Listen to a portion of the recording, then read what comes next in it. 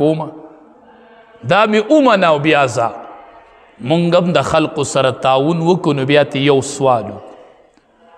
ټیک ته دنیا خلق دی دنیا تعاونونه به وکړي کونډو سره ډېره ښه خبره ده مونږ د دې قایل یو زوامه ته چې د کونډې زنانه سره او د غریبي زنانه سره تعاون وکړې نو ته ورته وایي یو سوال مې دی هغه وایي څه وایي یو تصویر وباسمه چې فیسبوک لی ورکړم زه وایم دا مه کوه که نه دا مه کوه په یوه تروړه ته د زنانه عزت علي ته د دې د عزت واګدار شو هغه دې مجبوره وموندله نن ته د زنانه سودا په یوه تروړه وړو کوي ته په 1,000 روپو د دې زنانه د ویښتو نه خبرې د دې د عزت نه خبرې نو هغه مجبوره وي نو هغه وایي زه واله تصویر نو ما سره دې تعاون وکړو د مجبورۍ نه غلط مطلب ماله دا وخت په پتا چرته راشي دا حال به ستا د خاندان په زنانه و چرته راشي ګورې بیا به تې بل تصویر والی وربی کي داسې مه کوه داسې مه کوه د دې ډېر حیا په نظرونو کې پیدا کړو امام غزالی رحمت الله علیه لیکلی دی بخارا یو واقعی خپل کتاب کې نقل کړی ده عمر فاروق رضی الله تعالی عنہ ورته وی یو درخواست مې نظام کاش چې نن مونږ کونډې ته بیا ویلی چې یو درخواست مې دی عمر فاروق رضی الله تعالی عنہ ورته وی ستا حق هغه مې درکه خو یو درخواست مې دی هسې نه چې میدان محشر کې را باندې د الله په مخ کې اعتراض وکړي ګورې شکایت را باندې هلته ونه کړي بس الله په مخ کې شکایت جواب نشم ورکولی حق مې درکو خو ګورې هلته را باندې شکایت ونه کړي زه کاش چې مونږ ورته دا ویلې چې ته زما علاقه کې وي او زما خاندان کې وي کونډه وي زه مالدار وم او په ما د حقو هغه مې ادا کو ګورې د الله په دربار کې را باندې شکایت ونه کړي نور مې هېڅ مطالبه نشته هېڅ مطالبه امام غزالی نو مونږ ورته وایو یو درخواست مې دی بس چې یو تصویر وباسم چې فیسبوک لی ورکم چې خلقو ته پته ولګي چې د تعاون وکړو چا راکړی هغه ته پته ولګي د سره دی هغه ته پته ونه لګي چې هغه وایي چې په داسې طریقې ورکوه چې ما ته پته ولګي نو وایي دا په خپله ورکه هکه وایي چې الله ته پته ولګي نو الله ته پته لګېدلې نحنو اقرب الیه من حبل الورید الله وایي د دې رګونو نه درته م زیات نږدې یم ما ته مه ښیه ما ته خو ضرورت نشته امام غزالی رحمت الله علیه لیکلي خپل کتاب کې د بخارا یو واقعی لیکلی ده و یو زرګرو د زرګرۍ کار به یې کوم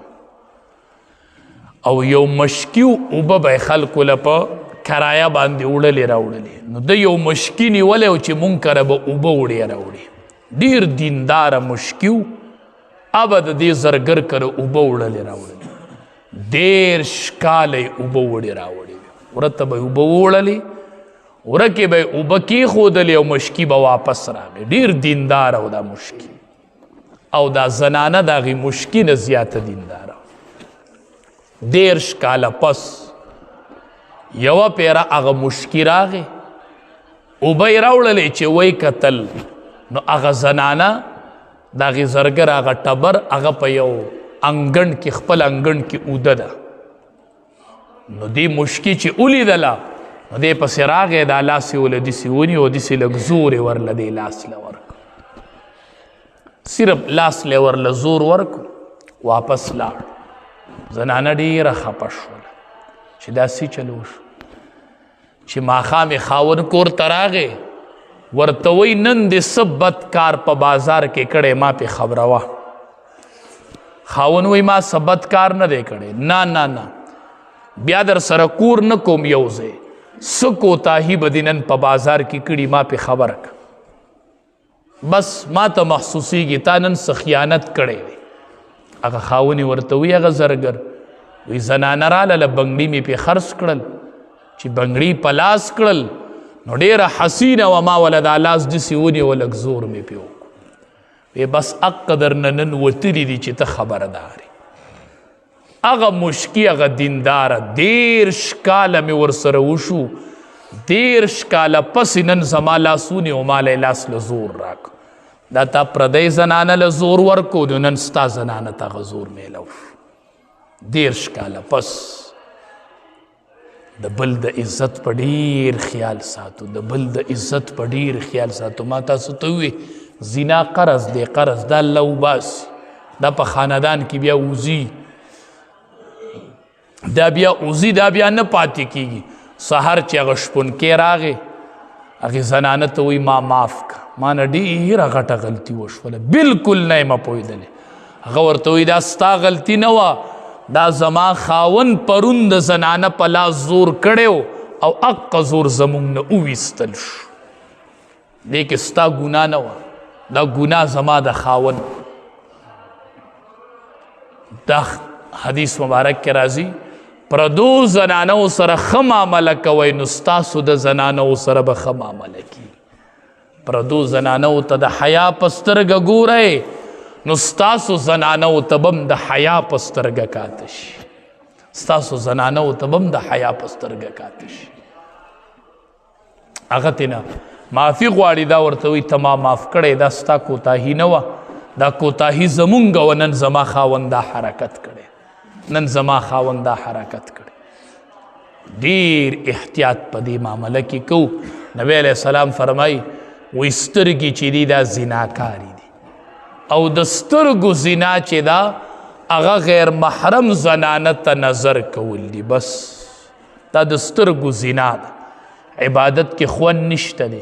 منځ کوو او د منځ خوږوالی نه محسوسیږي، تلاوت کوو او د تلاوت خوږوالی نه محسوسیږي، ځکه دا سترګې محفوظې نه دي، نو دا د قرآن د تلاوت هغه خوند نشي اخیستلی. کنې پکار دا وه چې دی د قرآن تلاوت کولی او دا رابهیدلی په کته، دا اوښکې رابهیدلی د قرآن تلاوت دې سترګو کولی، خو دا سترګې محفوظ نه دي، ځکه د قرآن تلاوت ته ګوري او رابهیږي نه، ځکه دا محفوظ نه دي. زنانو لم احتیاط پکار دی، غټه پرده، غټ لباس چې وجودونه محفوظ کی، محفوظ لعنتونه پې وریږي. ګورې هر هغه لباس، هر هغه بوکرا چې زنانۍ استعمالی او د هغې د وجود موټاوالی او نریوالی پکې محسوسیږي، دا پرده نه ده. ګورې دا پې اسې مونږ دوکه کېږو چې دا بوکره ده، هغه بوکره ده، هغه پړونی دی چې هغې کې د زنانه د وجود موټاوالی او نریوالی نه معلومیږي. زنانه او دا به لباسي، دا به پردی. ګورئ ښه په دې بعضو بوکرو ځان مه دوکه کوئ. تاسو وایئ ما بوکره اغوستې ده او هغه داسې بوکرئ چې هغه د جامو نه هم په هغې کې حسن سیوی او ټول خلق هغې ته مایل شي، خو د خلق په فتنه کې ورواچو. لعنت تر باندې د الله وریږي، لعنت د الله په تاسو وریږي چې نارینه ځان ته متوجه کړي، په دې زنانو خو د الله لعنت وریږي. زنانو ځان د الله د لعنت نه بچ کړئ، درون لباس په ځان راواړوئ، درون لباس، درنې بورقې او درانه پړوني په ځان راواچوئ چې وجودونه هم نه ښکاري، د وجود موټاوالی او نریوالی نه محسوسیږي، چې هغه به نارینه ته پکې کشش نه وي، نارینه ته پکې میلان نه پیدا کیږي. ډیر کارونه او نبی کریم صلی الله علیه وسلم فرمایي په هغې نارینه باندې د الله د طرف نه لعنت وریږي چې هغه د زنانو سره مشابهت اختیاروي، زنانو په شان لباس او د زنانو په شان چال چلن، او په هغې زنانم 24 ګنټې لعنت وریږي چې کومه زنانه د نارینه په شان پیشن اختیاروي. د نارینه او د زنانو به د یو بل نه لباس جدای، پیشن به جدای، پیجنده بشي. نن مونږ کم طرف ته روان یو. اما عزت خان استاد صاحب بله ورځ خبره کوله، وی د یو ملک خبره یې کوله چې یو هندوم وفات شوی او مسلمان هم وفات شوی. نا خلق پکې پوه نه شو، نو هندوان خو هندو سیزي او مسلمان خو مونږ دفن کوو که نه، نو وی د هغې مسلمان د هغې هندو په ځای هغه مسلمان وسیزو، او هغه لاش چې د هندو راولېږه مسلمانانو نه، هغې وی چې دا خو زمونږ هغه مړی نه دی، نو هغه مسلمان یې سیزلی و او هغه هندو مسلمانانو له راولېږو. دا وجه څه وله که دا څه وجه وشو؟ وجه دا وشوله چې د دې مسلمان په مخ د مسلمانۍ نښې نه وي موجود، پته نه لګېده چې دا د مسلمان چهره ده او که دا د هندو چهره، دا پته نن د مسلمان نه لګي. دا شته په مخ، دا شته په مخ چې پته ولګي، شته نه په مخ نو څنګه پته ولګي؟ امام الانبیا فرمایي اوفر اللحا وحف الشوارب، ګیرې اوږدې کوي او بریتان لڼ کوي، خالف المشرکین، د مشرکینو مخالفت کوي په څه باندې چې ګیرې اوږدې کوي او بریتان لڼ کوي، په دې د مشرکینو مخالفت کیږي. دا د مسلمان نښه ده. نو نن مسلمان کې دا نښه نه وه، پته نه لګېدله، نو مسلمان یې وسیزو او مسلمانانو له د هندو هغه لاش راولي، دا پته نه لګېده. دا څه حال دی؟ نارینه د زنانو سره مشابهت او د زنانو د نارینه سره پته نه لګي، د غیر مسلم او د مسلمان پته نه لګي. نبی علیہ السلام به ولې دا روجې دوه نیولې؟ یوه به یې ورسره بله ملګري کوله، وی ځکه چې دا زه د یهودو سره مخالفت وکړم، دا یوه روجه به هغې هم نیوله، نو ځکه ورسره نښم او 11مه ملګري کوم، یا نښم او یا 11مه، چې د هغې مخالفت راشي. حدیث مبارک کې راځي هغې زنانو باندې لعنت وریږي چې هغه په غم کې چغې وایي، سندرې وایي، اوږدې اوږدې روړې، او بله زنانه ورته ناستی اوري او خوښوي، په دواړو د الله لعنت وریږي. په هغې زنانم لعنت وریږي چې بلې له خال ږدي، خال کیښودونکې او خال لګونکې، په دواړو د الله لعنت وریږي. په هغې زنانم د الله لعنت 24 ګنټې وریږي چې هغه د وروځې نری کوي، وروځې وباسي. لیدیم دي خلقت بدلی که نه بدلی، پتم نه لګي چې د دې صورت څنګه دا وروځې چې نری کوي او وباسي، 24 ګنټې په دې زنانه د الله لعنت وریږي. وجه څه ده؟ د الله خلقت ولې بدلی؟ په هغې زنانم الله لعنت ویلی دی چې کمې زنانه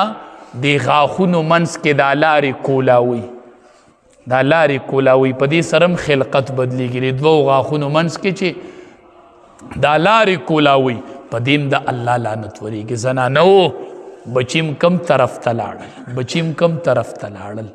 کورونه هم کم طرف ته لاړل، ډېرې بې برکته یې راللې، ډېرې بې حیایۍ را دنده شولې، ډېر کورونو نه د امن او د سکون ژوند ووته، امن او د سکون ژوند ووته. بیبیانو دا بچی ماسخوتن کېنوئ، ای نارینهو تاسو یې کېنوئ، د یو صحابي واقعه ورته ماسخوتن بیانوئ. دې کورونو کې حالت بل طرف ته روان دی. یو عالم وی سکول کې مې واړه ودرول، وی ته به څه جوړېږې؟ ته وی یو هلک پکې ودرېد، وی چې زه به صحابي جوړېږم. مې چې بچیه ته صحابي پیژنې؟ صحابي خو چې نبی علیه السلام یې لیدلی، په هغه ایمان راوړی او په حالت د ایمان کې د دنیا نه تلی. ما ته وی چې نورې نه پیژنمه، خو کور راته هره ورځ هره شپه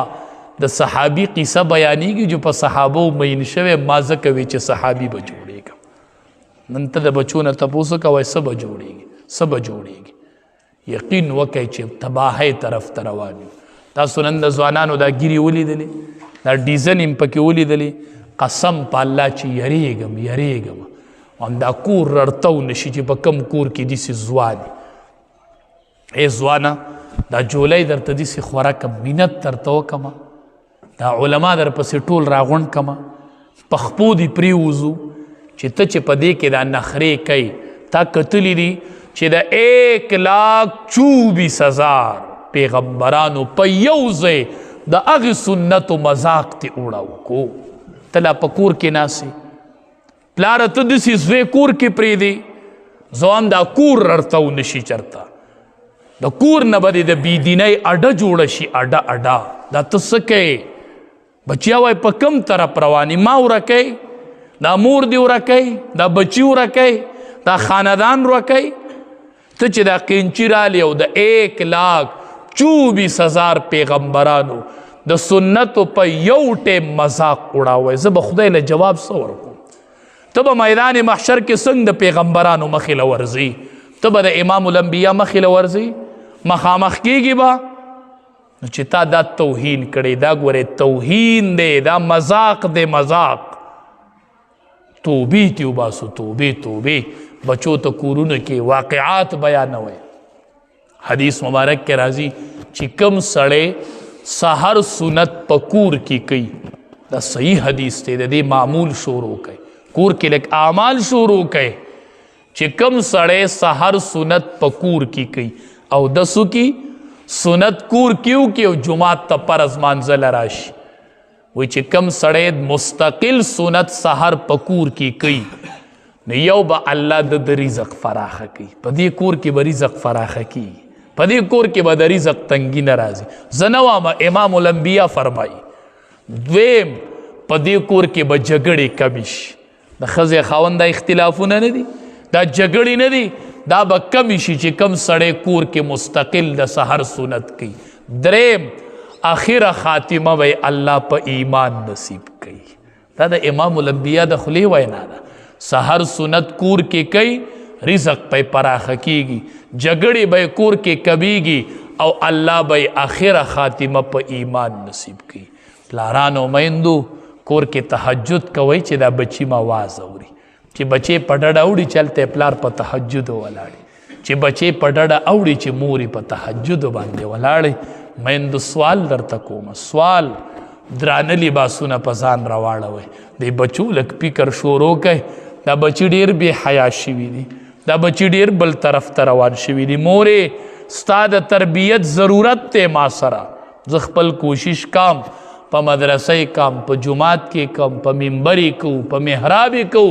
خو پلارانو میندو تاسو را سره لږ مرګتیا وکئ دا بچیم د ډیرو نارواګانو نه منع کوئ وایي بچیا د دې ذموار زه راځم ما نه به الله د دې تپوس کوي رب العالمین دې د عمل کولو توفیق راکړي